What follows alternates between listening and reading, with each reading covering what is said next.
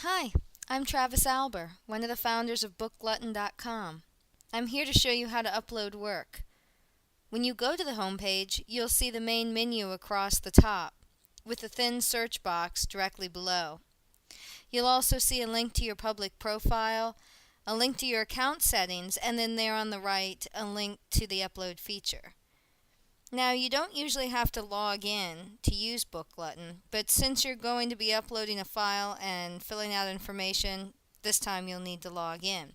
Signing up only takes a second, and if you already have an account, put that information in here. Your login is your email address.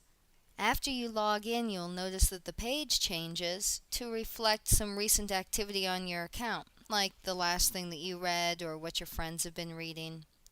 Hit the upload link at the top of the page and it'll take you to the first of 3 steps in the upload process.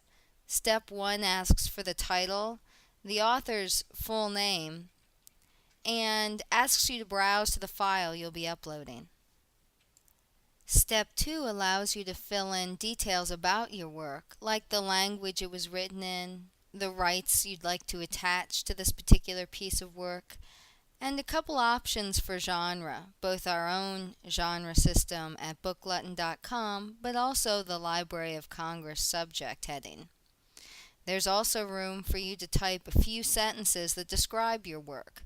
Most of the information on this page is not required, but we do recommend it as it helps readers figure out more about your specific piece of writing.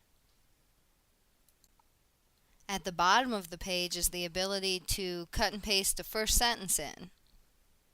And then we move on to step 3, which defines the table of contents. This is what the table of contents tool looks like, and it's here you'll designate the chapters of your work. The area on the left is where your chapter titles will appear. The area on the right is your uploaded file, and just above your text are 2 rows of tools. The top is for previewing and saving. The one below is used to manipulate your work. Some of these buttons should look familiar: bold, italic, alignment. The H3 button on the far left is the button that you'll use most frequently. To add a line to the table of contents, click somewhere inside the chapter title, and then click the H3 button. You'll notice it appears on the left, just as I've done here.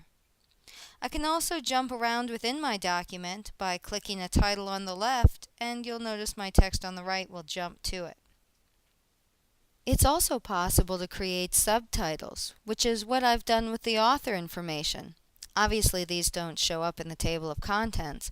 Subtitles are created just like titles, only you use the H4 button instead of the H3. For design purposes, chapter titles are followed by a drop cap, a large letter at the beginning of a paragraph. You can get around this by hitting enter a few times to add a few lines between the chapter title and the first paragraph. The preview page looks a lot like the reader. Here you can test out the table of contents and click around your document. Hitting the browser's back button takes you back into editing mode. When you're finished, hit save. Before we leave the editing section, I should point out 3 important buttons. Remember, the H3 button makes text into chapter titles and adds it to the table of contents. The H4 button makes text into subtitles. And this paragraph button, it strips formatting out to make plain text. After you've finished, you can check out your document's detail page. It has some of the metadata you provided, as well as a way to tag the work. By going to your account section in the main menu, you can view your uploads. From your account, you can also re-edit the document. Here you can change the metadata, change the privacy, tag it, promote it, or check out some online statistics. I look forward to seeing what you upload at BookGlutton.com.